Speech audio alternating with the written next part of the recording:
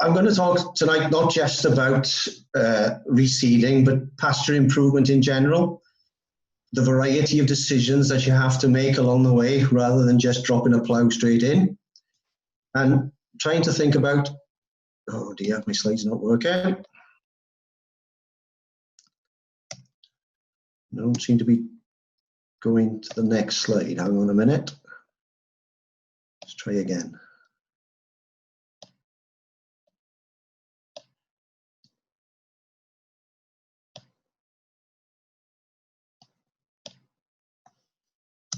Right. So why do we wish to reseed? Well, obviously, if we're thinking about reseeding, we've been disappointed with the yield and the quality of the swords that we got in front of us. So you'd hope that your investment has improved your yield and the quality of the sward you're now looking at. With that in mind, it's going to improve the output per hectare, and it's reducing, ideally, your purchase feed costs, or it's improving your stocking density, releasing land for other options. Whatever those sort of things are, you're starting to have a little bit more control on your farm business. It also gives you the opportunity to address the soil chemistry. Vast majority of soil tests are done at the point of, damn, I'm going to reseed it, I think I better do a soil test. What line does it need? So it gives you a chance to do something about the soil chemistry. It also gets you a chance to maybe have an improvement on the soil physics, the soil structure and such like. Gives you a chance to bury all those less desirable weeds at depth, and they don't come back maybe for a year or two. But one of the biggest things it's allowing you to do is introduce the new genetics. New genetics, improved grasses, options for different species. Some of these things are leading to greater disease resistance, which is an increasing thing with climate change. Persistency is an important thing, how long these reseeds lasting, because there's cost involved with it. Seasonality of growth, more at the shoulders of the season, spring and autumn, and improving the nitrogen efficiency, the environmental benefits, and opportunity to think of not just different grass species, but also the clovers and the herbs and such like. If you think about why we're doing this, this is a dairy slide, but it would apply to beef and to sheep in the same way. We're all feeding concentrates at one level or another. It's the biggest variable cost we have. 50 to 70% of the variable costs are a concentrate. And regardless of how many people argue about which is the best system, do you want a 5,000 litre cow, 10,000 litre cow, or somewhere in between, basically there's inefficiencies in these guys. There are guys here feeding between a ton and a ton and a half extra concentrate to produce the same litrage of milk. So there's an inefficiency there somewhere. Where is that extra energy and quality and protein coming from? And it's got to be coming from the forage if it's not coming from the concentrates. So we've got some decisions to make. Basically, is this field not performing? If it's not performing, we drop a plough in, or we surface seed it in some other way. But is that the total answer? Some people have a reseeding policy that they do that field 1 year in 10. But it could be the field that was done 7 years ago is in a worse condition than one that was done 10 years ago. So there should be some form of making a decision as to when you think you're going to do these things. So it's not simply a simple answer. It takes a bit of thought and a bit of planning as to make the right decisions. And that's what we'll go through this evening. We need to review that performance. And the only way you can review your performance is to get out there, possibly get on your hands and knees, or certainly bend over and have a look at your swards. Make a sward assessment. What percentage sown species have I got? Now, this is an important factor, because there are regulations out there now that says if you've got less than 30% sown species, then you wouldn't be allowed to. You need an EIA potentially if you're down to that, an environmental inspection audit. And also at this point, you should probably mention that if you're in a glass tier scheme or such like, then you have limitations onto what you're allowed to do there as well. You have to consult what your agreement states that you are allowed to do. But bear in mind that we perhaps haven't got those two things preventing our stepping forward. Then what percentage of sown species have we got? What percentage of other grass species, which in our opinion may well be weed species? What sort of bare ground have we got? Have we had excessive poaching through a winter like we had last winter? Have we got an ingress of broadweed leaves, leaf weeds, and the infestation that they're causing? What's the clover content looking like? Sometimes it's too much, sometimes it's too little, non-existent. What sort of soil damage is there? What sort of compaction have we got? What sort of water logging issues have we got? Standing water about the place, patchy ground. Have we got unsatisfactory yields? Do we know we've got unsatisfactory yields? Have we got the response to nutrients disappearing over time, and where are those nutrients going if they're not working? Are we having stock rejecting the quality of the grasses in front of them? They're just refusing to eat it, or they're selecting certain areas of the field and not others. Things that are giving us an idea of what might be a problem.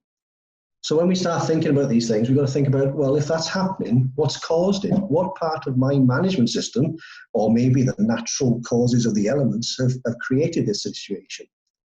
So what's our soil fertility looking like? We should be doing soil testing, soil sampling on a regular basis, maybe every 3 years, maybe every 5 years, depending on the intensity of our systems.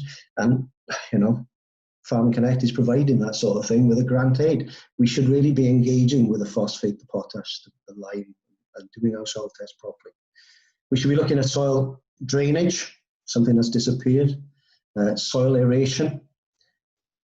Slurries and manures are hugely important to us, but are we using the right quantities in the right places at the right times? Are we overgrazing? Are we undergrazing? Both just as bad as each other. Are we creating that damage to reduce that utilization, and then possibly the broadleaf weeds are coming in because of a lot of those things?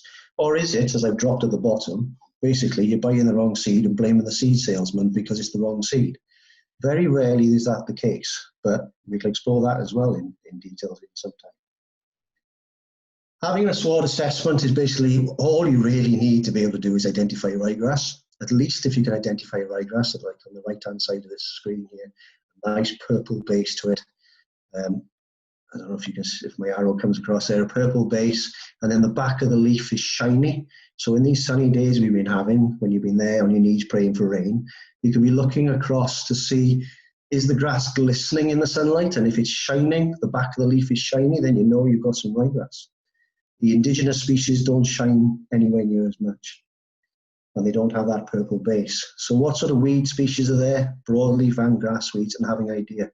So we need to have 50%, at least 50% ryegrass in a grazing lay if it's something that we can recover without the use of the plough, and more like 70% in the silage lay. So being able to decide that is the first step. If we look at the sward assessments, looking at what we're looking for, then ground cover is hugely important. I get quite frustrated when I walk onto certain swards and the grass is looking okay, but there is so much gap in between it. You know, on a dairy system, you may be accepting 25% bare ground, 75% cover. But on a sheep system, like the picture is showing there, I want to see 95% ground cover. If you're renting ground and you're only actually growing on 75% of it, then you're paying rent for 25% that's doing nothing. That soil needs to be covered. A man with a bald head on a day like today knows how much that sun can damage his scalp. That heating up of that soil is causing us all sorts of damage in terms of moisture retention and capping off and causing difficult soil conditions. So ground cover is very, very important. Then having a decent clover content. Some people argue they don't want clover, but clover is a hugely important plant. It's fixing its nitrogen. It's yielding that when grass is dying out. The protein quality is fantastic. So 30% clover cover is pretty important, in my opinion, as an average through the year, which is kind of that picture in front of us. Obviously, in the spring, there'll be a lot less. By September, late August, September, you might be looking at nearly 50, 60% clover. The problem comes then is how do you control the broadleaves within that system? We can live with 10% weeds in a clover system. Maybe personally you'd like to live with less. So you have to think about how do you control those weeds in that system. And is it just a matter of controlling them, and then perhaps we can improve the sward? So looking at improving our soils, the only way that we'll know is to do a soil test, as I've said, and that pH is critical. Getting that pH between 6 for grass, 6.2 for clover as well, 6.5 if we're having an occasional break crop within there, a bit of barley or whatever, then we're looking to get to that sort of level. And the P and K indexes on our travels around doing soil analysis as we do, a P index of 2 and a K index of 2- or 2+ is more than adequate. Many are higher, and pHs, many are lower. And more accuracy again, milligrams per litre, 16 to 25 on the phosphates, 120 to 240. There's no advantage of being higher really, but we need to know that by doing our soil tests. And of course, coupled with that is getting your spade out, digging some holes, checking where your compactions are, keeping your soil structure in good health. Just to clarify really what you're really losing if your pHs are wrong. If we look at this slide now and you take a line between that 6 and 6.5, and you're getting 100% production on a grass clover sward, whatever that is, whether that's 8 tons of dry matter per hectare, whether that's 12 tons of dry matter per hectare on a grass clover sward. Taking into consideration that the vast majority of soils that we sample are around the 5.5 pH, then we are losing 40% potential yield. Now, if you bought 10 tons of cake and you throw 4 tons away, then it wouldn't be very wise. So why are we losing the potential of those natural resources we've got? If we don't feed the ground, then we will not keep a decent sward, and we will reseed far more often. Digging some holes, looking at the compaction issues. Where do we know we got waterlogging? Do we know what our ryegrass percentage is? Do we know we're having damages in our soils, in our grasses that are scorching off, they're burning away quickly? Putting that spade into the ground, having an idea of where the cracks are, whether they're horizontal, whether they're vertical. Obviously they need to be vertical rather than horizontal. The horizontal cracking is showing where we got the damage, where our roots are going deep down. In this dry weather, something that's compacted is going to suffer very, very quickly, and our sward quality is going to fall away very, very fast. If the roots are going deep, the worm activity at the moment is going to be deep, then that's where our roots are needing to try and get some moisture. If we've got brown ferric deposits, grey soils, smelly anaerobic conditions, then they're all issues that might not necessarily going to cause us, we're not actually going to fix that potentially just by putting a new reseed in. So getting the conditions right is quite important, and these two slides are basically on a farm in Hampshire. It's on clay over chalk. It used to drain. The left-hand side, they both come out of wheat. The left-hand side was reseeded in the autumn, and the right-hand side was reseeded in the spring. No problems about when you reseed in terms of autumn or spring. It's about the conditions that the attempt was made. They are only 50 yards apart either side of the fence. So basically you can see all the damage is done on the left, compacted soils from top to bottom, water standing, serious problem. That is now growing rushes in Hampshire, which is fairly rare. And on the right-hand side, it's been there now 9 years and is looking in pretty good tip-top condition. So the soil conditions at the time of sowing are critical. So assessing that soil structure, we've spent a long time talking about aeration and subsoiling and such like. What we don't speak about enough is drainage. If you're actually creating somewhere for the water to go, where's it going to go? Drains haven't really been done since the 1970s on the last grant, so that's 50-year-old just about. And ones before that were through the wartime, so they're pushing 100 years old. It's time for some investment into making sure our drainage systems are working well. And if our drains are running, and we know where they are, then we can do something about it. In terms of our soils, if they're not crumbly, we've got poor rooting, we've got lumpy aggregates, that's sort of big lumps of soil with lots of straight edges on them. Doesn't smell particularly nice, might have reddish coloration to it. And we haven't got 50% sown species, then we are looking at a reseed. However, if we have got 50% ryegrass sown species, timothy's, cockswoods, whatever you put in, then we could do something else. We get the spade out, have we got some deep compaction? How deep is our soil anyway? How many stones are in it? If we haven't got too much of a problem with compaction, it's more surface area in the first sort of 4 inches, 0 to 10 centimeters, then we could do some slitting, some aeration. If the problem is deeper than 10 centimeters, that aerator is no longer going to work for us. We're then looking at some sort of subsoiling type machine. And if we've got heavier clay, then maybe even the subsoil is not going to do the job. It will be a mole plough. But we do need to know where those drains are, because finding those drains with a mole plough is not much fun.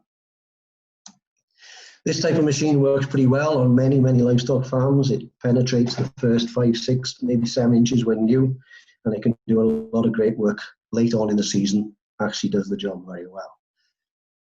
If you are looking for some sort of subsoil of one type or another, then you are creating a drainage channel. Like it or not, you're creating a drainage channel. So where are you drawing it to? Where are you trying to take that water to?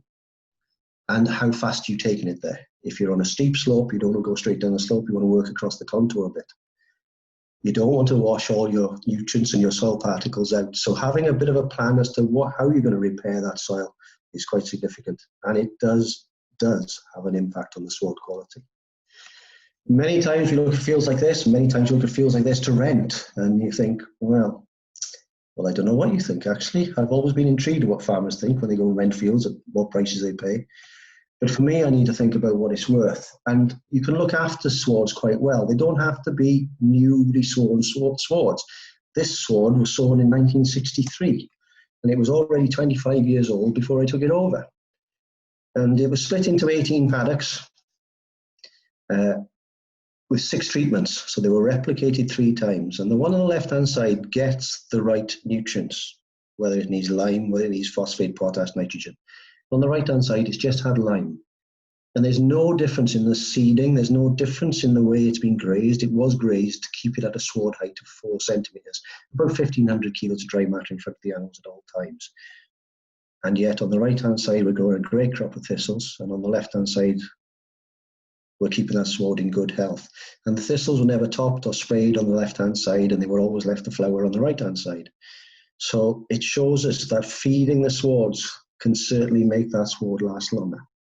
And if I show you some of the grass species that were on those swards, if you look at the top left-hand corner, you have calcium, phosphate, potash, nitrogen, the full standard input based on the soil analysis. And in every square metre, these figures are for square metres. So we've got 12,197 ryegrass plants or tillers within a square metre. We've also got 10,500 of the meadow grasses. They are the 2 quality grasses. Then we start getting the bent grasses, known as agrostis, or bent grasses. There's 8,000 of them. There's Yorkshire fog in there, there's sweet vernal, there, crested dogsill, a few others. There's 39,000 plants in every square metre, and there's 12 metres of clover in every square metre. The next one down is when you take the nitrogen away. And although the ryegrass has dropped by 1/3 and the meadowgrass has fallen off a cliff a little bit, the bent grasses have started to rise. But the thing is, we've still got 31,000 tillers per square metre, and we've also got 80 metres of clover stolon in every square metre. That's a phenomenal amount of clover, which is taking up that bare ground that the ryegrass and such has fallen out of. But once we start removing the N, the P, and the K, you can see how the ryegrass has fallen by 2/3. Meadowgrass has virtually disappeared, and the bent grasses have really bounced away at 15,500. The clover has dropped by half. We've still got a density of grass. It still looks reasonably well. You think stock should be doing okay, but the quality of that bent grass has fallen away significantly, even though the field is still green. The same thing happens again when you take all fertilizers out. It gets even worse, and the clover starts giving up as well. And the bottom 2 is when you take the livestock away as well, so things really fall away then. So you have to think about, actually, my management, my nutrient management, my soil management will make a huge difference on how long my swards are going to last. And if you think about that then, well, if we're feeding it properly, and we know nitrogen is an important part of feeding the system, then those ryegrass will respond to those nutrients that you put in, and you will create yield, and you will create quality. Whereas the Yorkshire fogs and the meadow grasses in red and the bent grasses, the agrostis, then they are only using less than half, and significantly less than half, maybe 1/5 of the nitrogen that you're applying to that land. So you're not getting the yield, you're spending your money, and the nitrogen is going somewhere else. So ryegrass, environmentally, can be argued, in the right place, is a pretty important grass. That slide, the previous slide, was 50-year-old plus. And I just left it in there because it's important that this science is not new. This one is again 30-year-old, and the best ryegrass in 30 years ago had a digestibility, a D value of 73. If you multiply 73 by 0.16, then you'll get an ME. and that ME was about 11.2, I think. The Timothy at 68, equal to the Yorkshire Fog, but Yorkshire Fog, because it's hairy, is pretty unpalatable. And then it starts to fall away. Nobody's done any research on these grasses in recent times, if ever. Those bent grasses that are gross, this has got a D value of 58, multiplied by 0.16, and you're down to not a great deal better than straw, and actually docks of higher quality.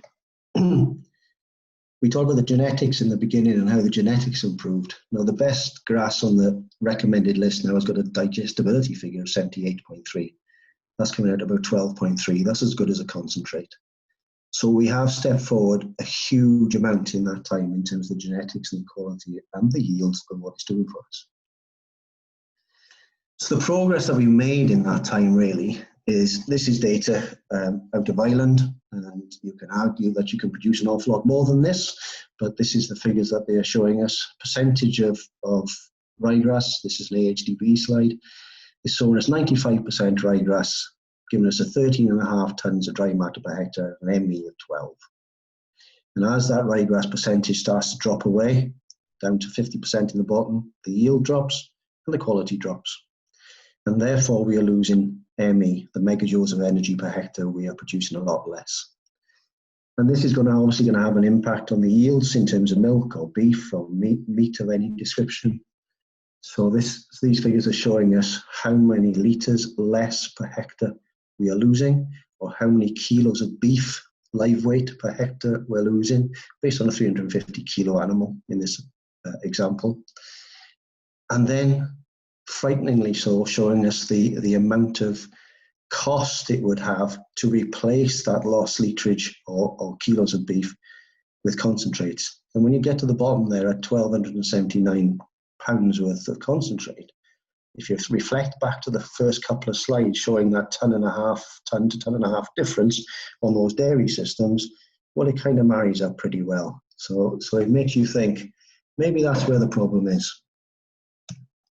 So those benefits of reseeding, we can see where we're losing out and what we could be gaining. That genetic improvement every year is giving us yields 1 to 2% better off. It's giving us a massive extra boost in the first year when we do it.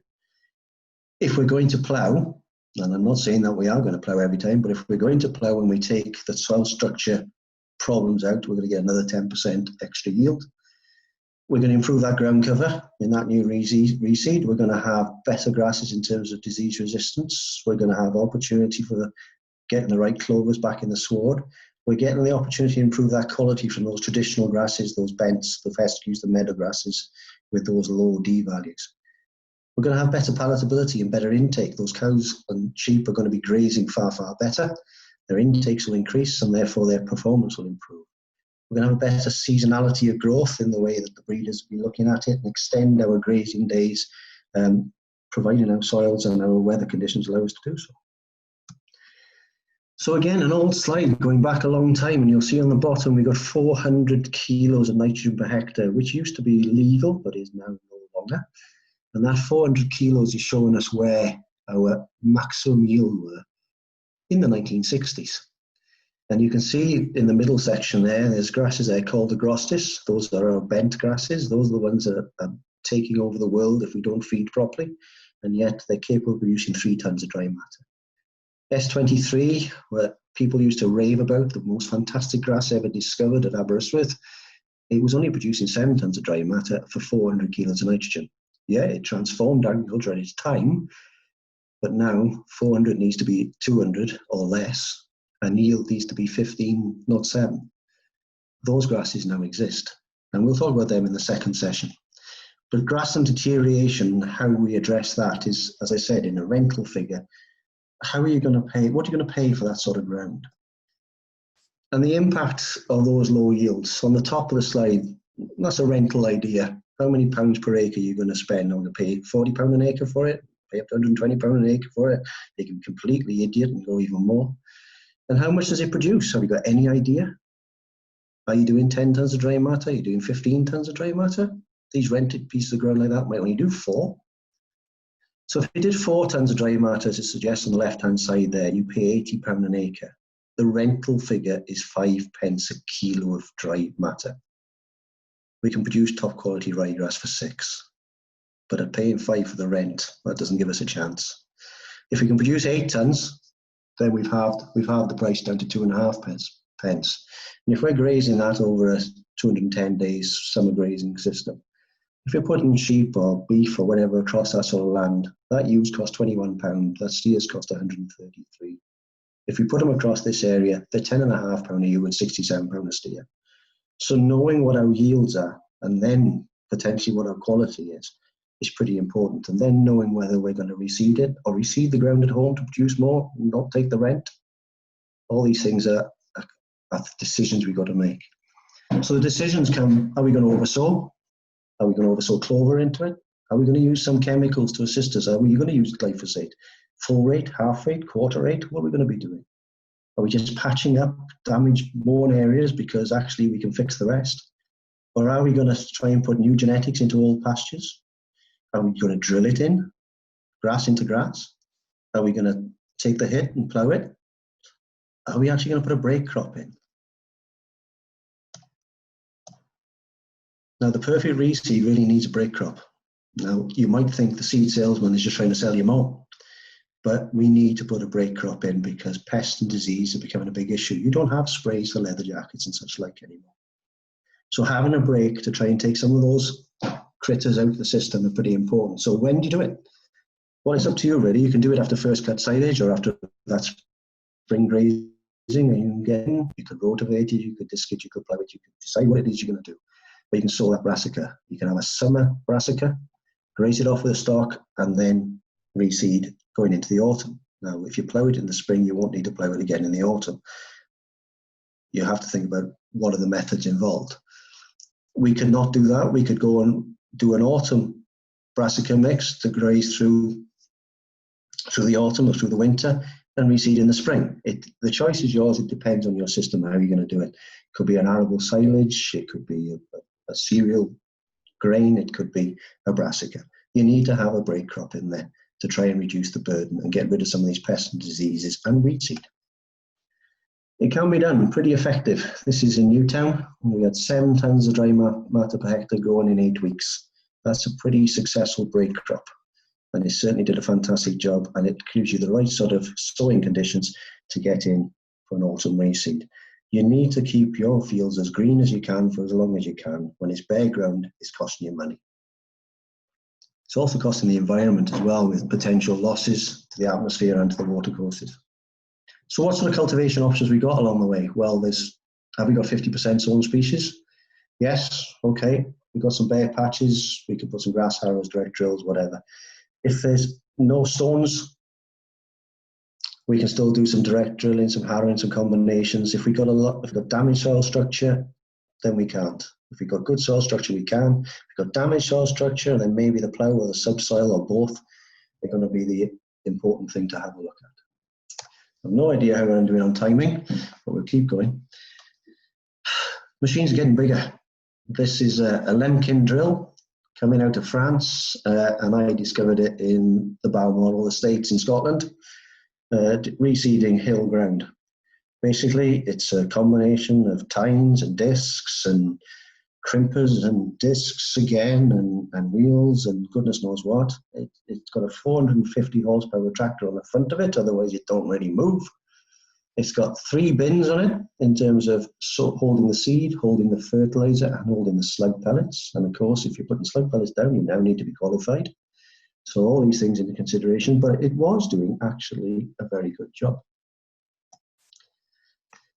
But does it justify? What are we doing? This is Irish data showing an area that's not reseeded and it's doing 10 tons of dry matter, which is respectable. The direct drill, the one-pass cultivation, the plough, or the disking are not hugely different by the second year of grass. So basically what it's telling us, if we do the whole job properly and address all the things that we're talking about, then all these could be successful. But they do have a difference in cost.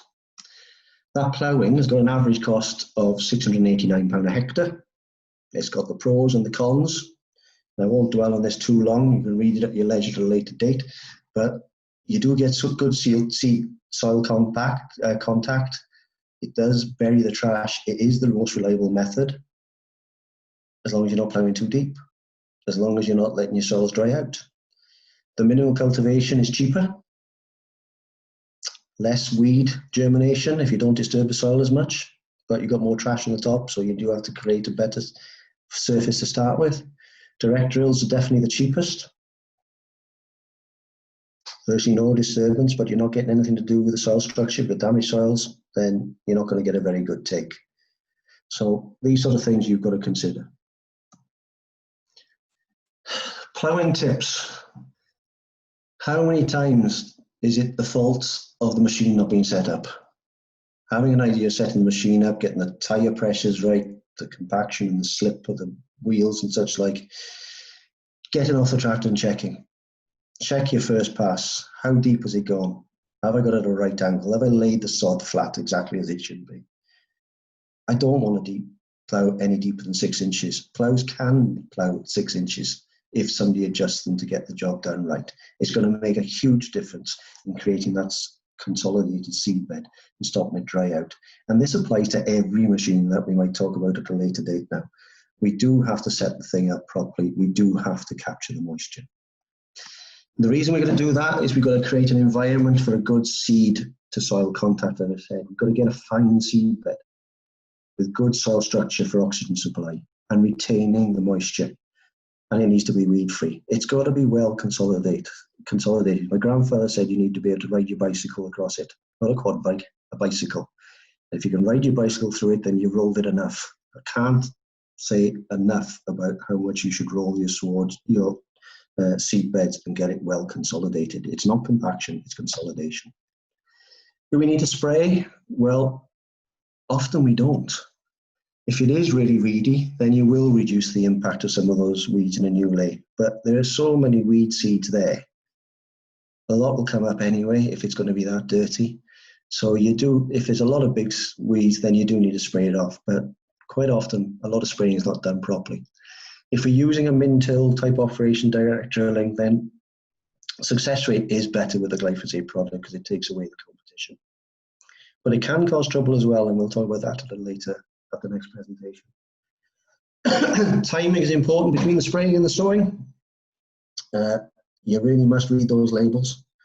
You really now must be qualified to use them, and safety is paramount when you're using any of these products. So you do need to think about those things. And really, I've covered the sort of things that you need to be thinking about before you really get out and do the job. In the next presentation, we'll be looking at what are the things that do the job? What are your cultivation options? And where should you think about using them one against the next? How to achieve the best outcomes, and some examples of how not to. I've got plenty of examples of how not to. So it is an important thing that we're not getting some of these things right. And we quite often blame maybe that our seed choices that aren't competitive enough, or they're not working well enough in the situations you want. So we'll talk through some ideas of the mixtures and how they are required and how you consider establishing them in different ways.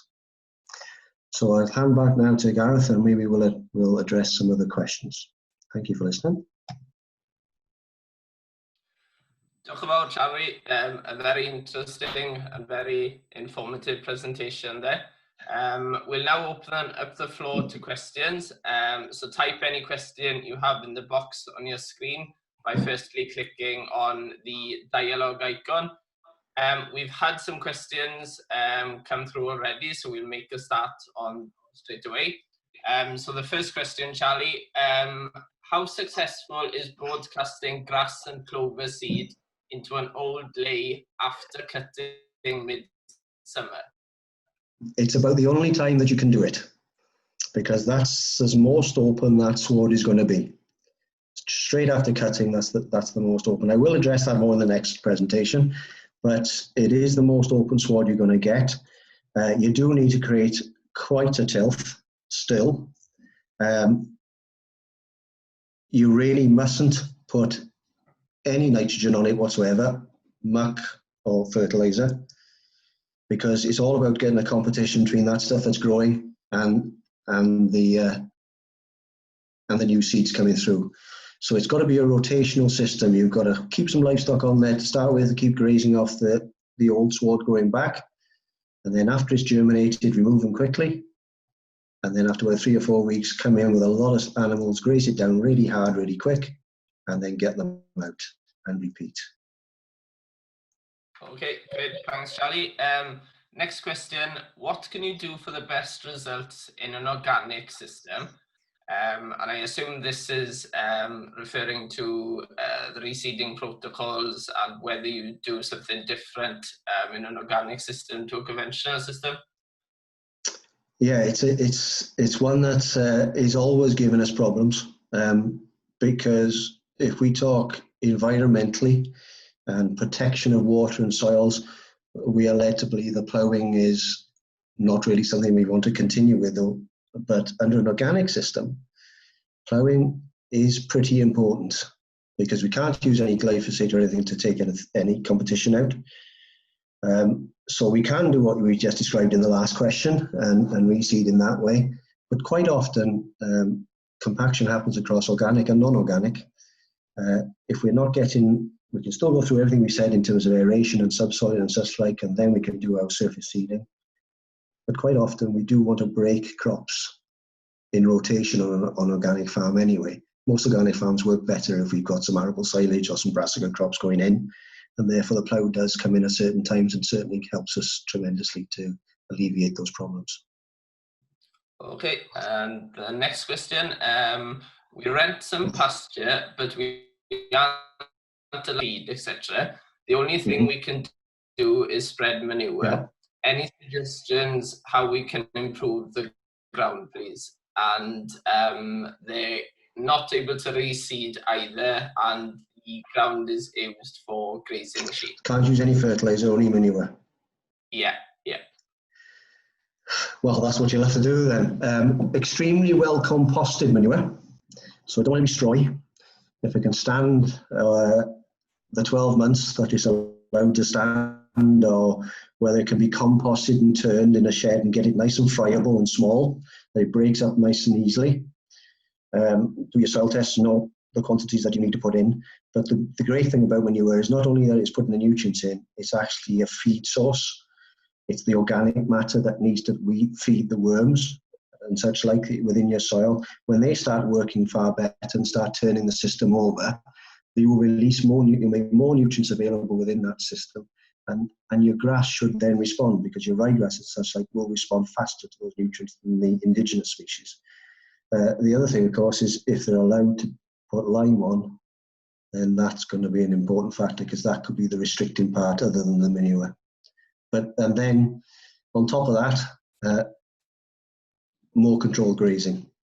If you can fence that off, paddock it, electric fence it, whatever, and get a rotational grazing system going, then that will amplify the impact of the last nutrient inputs. Right. Next question, I think, leads on from what you were just saying there about the rotational grazing. Can good rotational grazing with optimum nutrient balance benefit the grass species that we would like to develop? What do they want to develop? Yes, of course you will. That rotational grazing, we know that rotational grazing is beneficial because you're letting that grass grow to a certain height, whether it's sheep or cattle, whatever they are. You're growing that grass to the optimum grazing height, which has got more leaf on it than a set stocked. So if you've got more leaf, you've got greater production, you've got greater rooting capacity. So they start pushing better within the soils to work the soils as well. By putting that in a rotation, your ryegrass is going to improve. You're knocking it down, but you're not overgrazing it. Because what animals will do, especially sheep that can graze tighter, is they'll always graze the sweetest leaf, and that's the one that grew last night. So they will take the leaf tip off all the time. They'll prevent that grass producing any yield, and it will prevent that grass producing adequate roots to drive for more moisture, to drive for more nutrients. So the whole thing improves if you put rotation in place. Good, thank you. Next question. How would you add clover to an existing sward that previously has been sprayed for weeds? So there's still grass there, but it's been sprayed for the weeds. Yeah. Well, it's important to know what spray has been used. Ideal, it depends on the weed. So, I mean, if it's thistles, I would rather weed wipe, or nettles or something like that. If it's been blanket sprayed, because it's smaller weed seeds, you do need to read the bottle in terms of how long you need to wait before you go in with clover. And they're all different. And some will say it's 2 weeks, some will say it's 6 weeks. I would probably increase that even further, because there is residual product within the spray, maybe still on the soil surface, and it will impact on the germination rate. If then you've waited long enough, it's back to that same question, you graze down tight, and then you either direct drill it or you broadcast it. If you are direct drilling clover in, then you need to think, well, what are your pests? Slug pellets, if necessary, obviously under organic, you can't do that. Well, there are some organic options, but slug pellets into a drill line is pretty important, because they graze it before you see it. And if it's coming in a line, again, it's rotational grazing, because livestock will graze it as soon as they see it. So it's back to rotational grazing once you've done that reseeding. Okay, and when is the best time to apply lime?